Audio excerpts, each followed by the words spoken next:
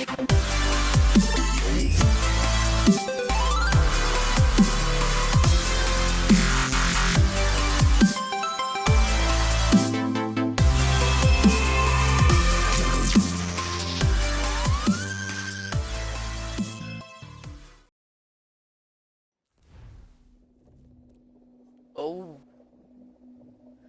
her, det var det der var i det der tutorial. Det ligner det.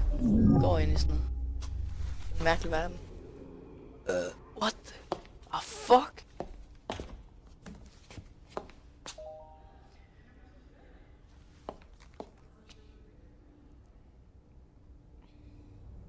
Det giver ingen mening, at det... Hvad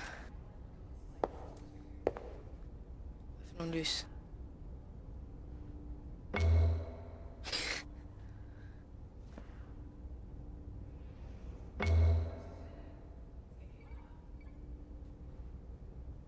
Hvad fanden er det? AFK-test eller sådan noget?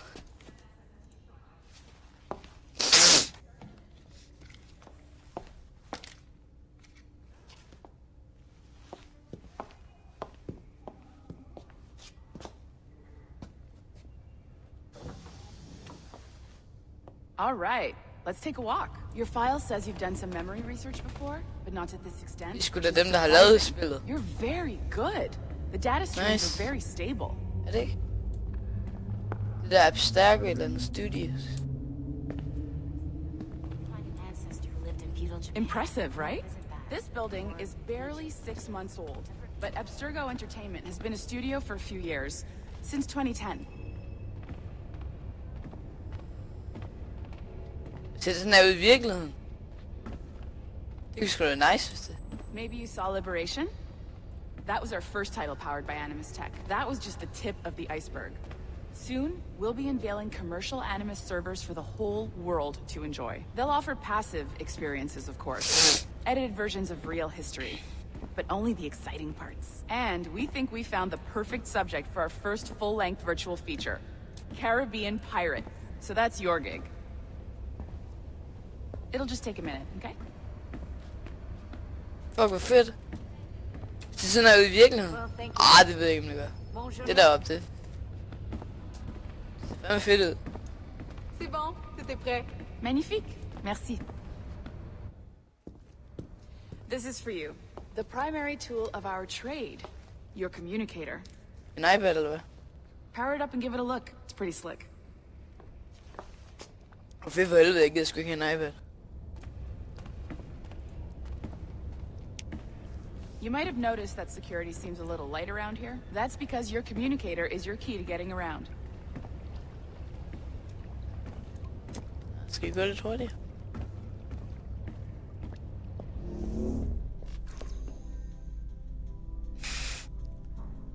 Skal du med, eller skal jeg bare tage afsted?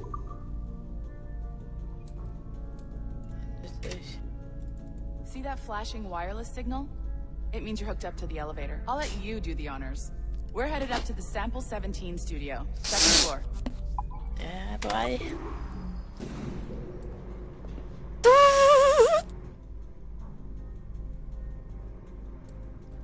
You ready?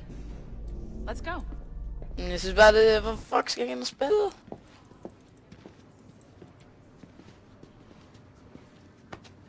Er det her bare ren reklame for deres studie, eller hvad? Deres virksomhed, oh my god.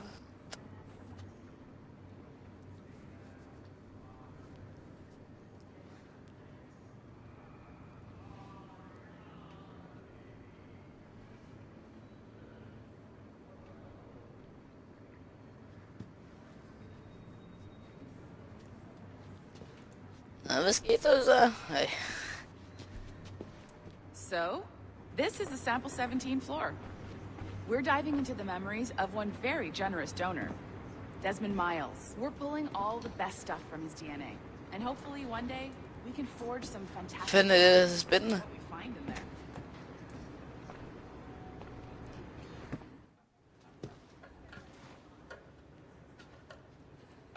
Jeg tror, jeg var død. What the fuck?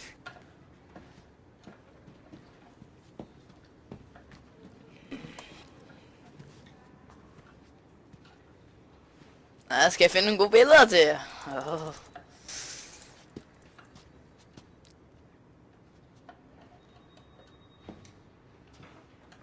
Hvad er nu det, jeg skal til at lave?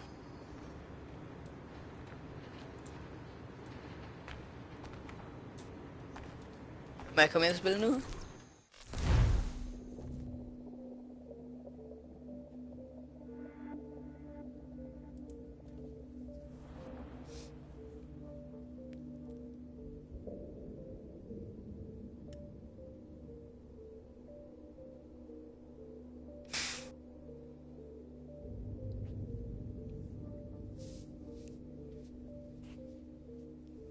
Edward.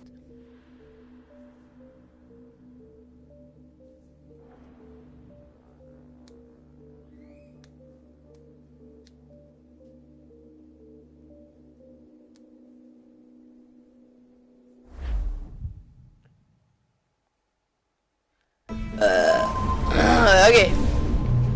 Endelig tilbage i spillet. Det var faktisk lidt dårligt, synes jeg. Bare lige blive smidt ud af banen. Assassin's Creed Black Flag. Så har vi sat mig i gang.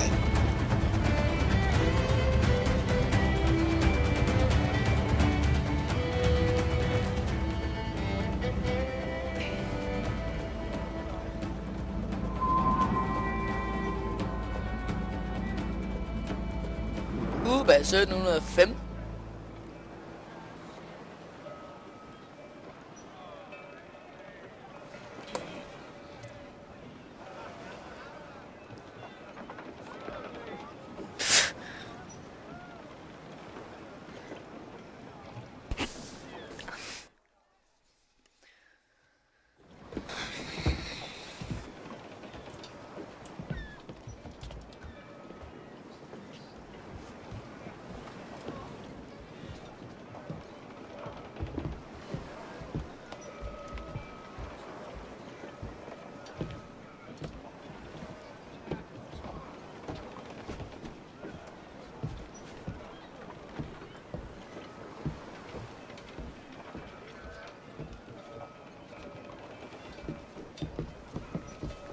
Okay, we bad guys, bad guys, bad boys, bad boys. Den skulle den der hætte på. I can hang about. Hallo. Have a drink. Splendid. Drink. But they don't take kindly to pirates here, do they? Wonder how many Yes, stolen correct. reals bought these men this purge. Wow, han kan spille lidt stærkt. Hola, ladies. What? Slå han det blev. No, they charge money for that kind of privilege. A few dozen reals for every hour of knowing. Keen to meet them. No, goodness no, I'm a married man. Married men are their forte, mate. Det var lyd. Det var lyd. Fuck, man.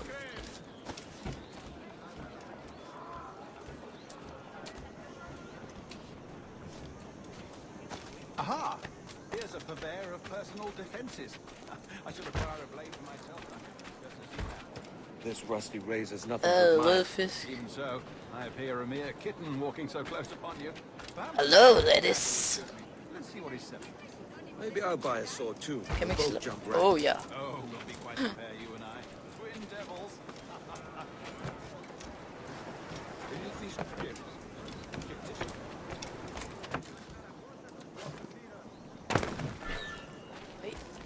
Reducer afstanden til mål.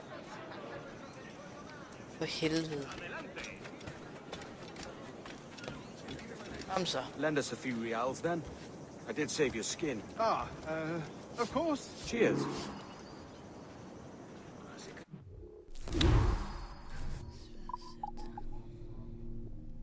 Så er jeg ikke en rigtig server.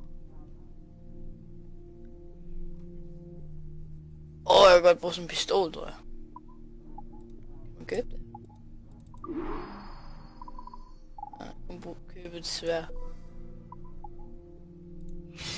Ja. That's a better fit for me. How do you fare? Vi kan kunne lidt. Oh my Eller hvad? Røgbomber. Kast penge! Get us a better view. What are we looking for? Hvordan tager jeg min våben? Og sådan. Skulle de være anderledes, de er svære? Okay, de ser lidt anderledes. Nå, skal jeg ind af, tror jeg. Eller hvad? Kan jeg dræbe dem nu? Der er sådan en blå ting over dem. Som om det er et mål eller sådan noget. Ans.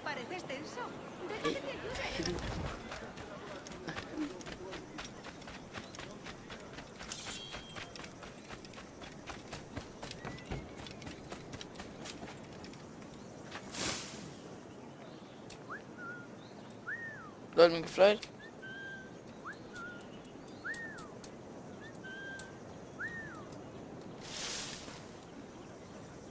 Og han opad. Ja, det var han ikke. Her var han. Come at me, bro.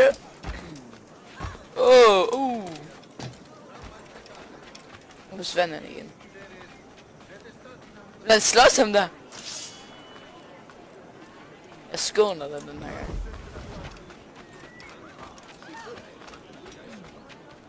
¿Viene a provocar problemas? Jeg skal op i det tårn.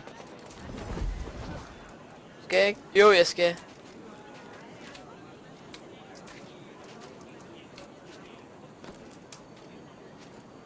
Kom så. Jeg skal gå op. Every finger's a fishhook. Gid op That's how you der. tell a true sailor.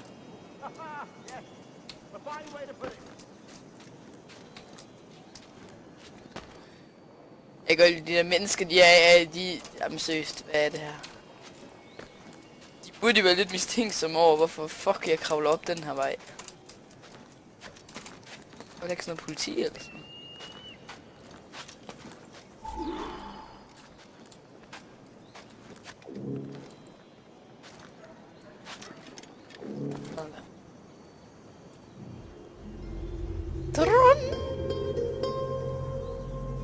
Nå, jeg tror jeg har filmet 20 minutter nu. Jeg tror lige I think I see the place. We're not far. Ej, jeg cutter sgu bare Tight. når jeg redigerer det. Okay. Let's go, let's go. I can't breathe. I think my Stop or Han er der! I'll break your knees when I catch you.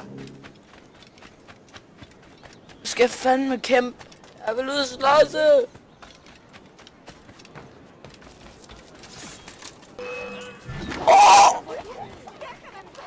You robbed the wrong man, mate. A fellow with dangerous Good man. friends.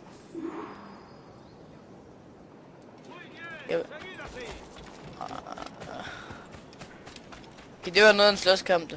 Ikke særlig sjovt, det. Det var fandme kedeligt. Oh, sir! Joe, you're alive. Of course I am. That filch was no fuss. We've arrived. Vi er frem. Nå, skal vi ind og drikke. Noget rom.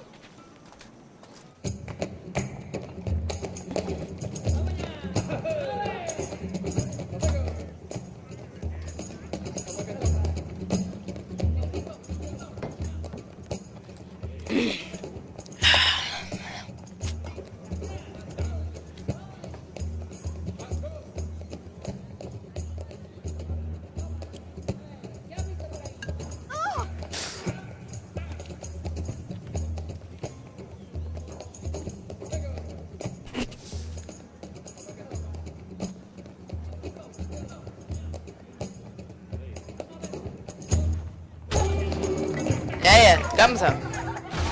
Hvorfor kan jeg ikke gøre det? Hvad så? Jeg røg i næsen.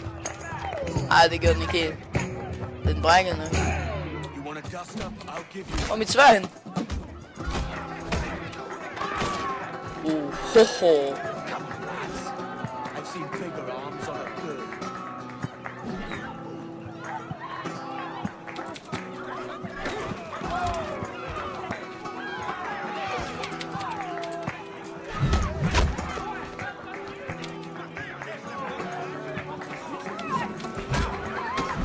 Knækkens ben. Knækkens... Åh! Knækkens knæskal i 1000 stykker. Åh.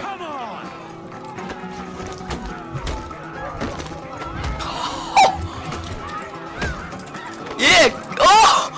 Han får bare nakken rundt på dem. Han er syg ud.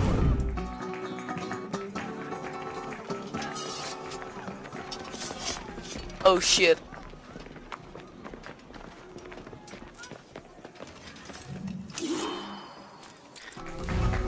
Røgbombe. Også tryk på F for buen. Røgbomber gør fjender ukampdygtige i forskjellen.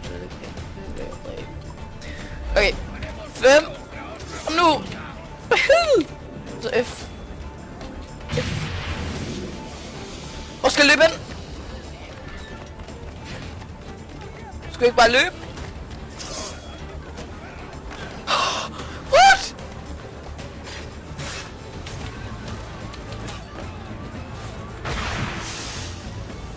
Okay, en høstak, en høstak. Der var en hernede. Yeah, baby.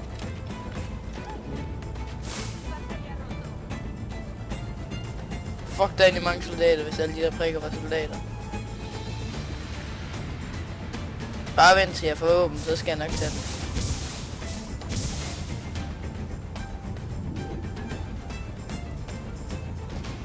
Så. Lad os lige efter.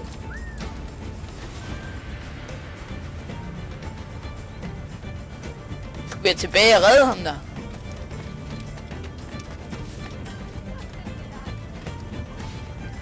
For helvede. Hvad fanden er det, de kan til os? Stopper det.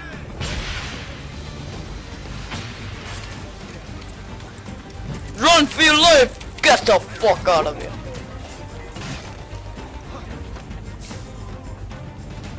Kan ikke tage min våben på? Så kører vi. Så har jeg våben.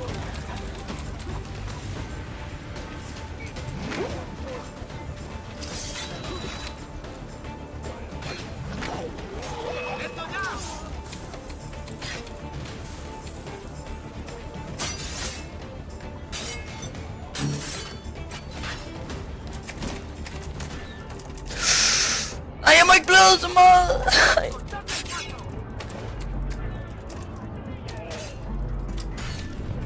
GG. Afsynkroniseret. Kom nu.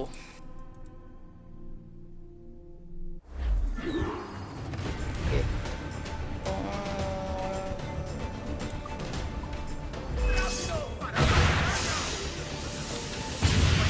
Let's kill them! Sådan der, så kan vi hurtigt dræbe.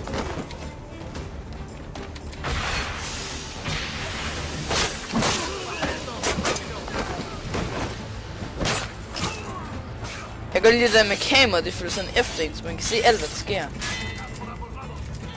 Det kan jeg godt lide.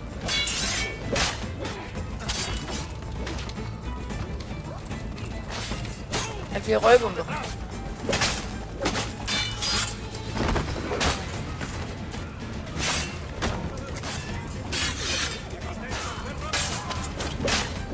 Nice. Oh ja. Yeah. Jeg er sgu da ikke blevet ramt i fucking en tid nu. Ja, okay.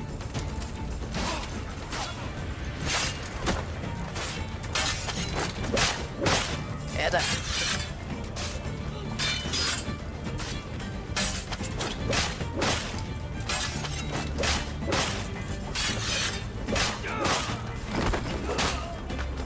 Er du to tilbage nu? Ah, okay, der kommer flere. Åh! Oh! Dø! Åh! Oh! Yes! I ansigtet var gennem hovedet! Fuck! Hvor er det sygt! Kom her, dit lort!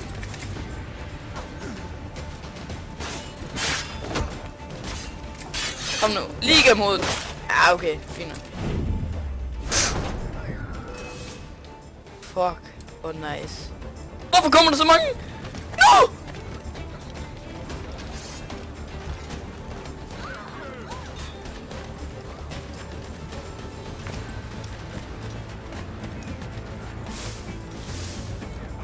Nej, for helvede.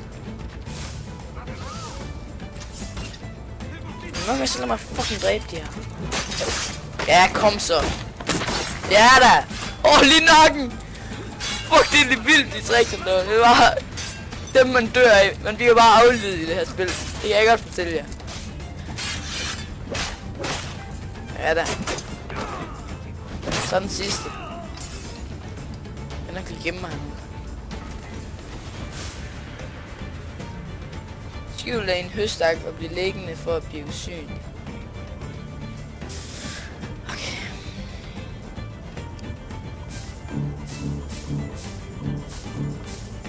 Jeg har kun kastet penge lige. Og det bliver også fint nok.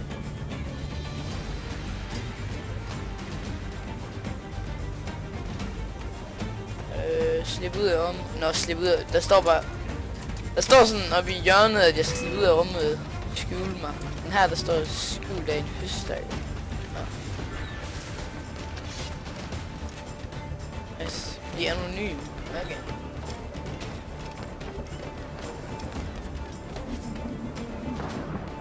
Fuck, det vand så vildt ud. Gør lige der med, at det kommer op i kameraet.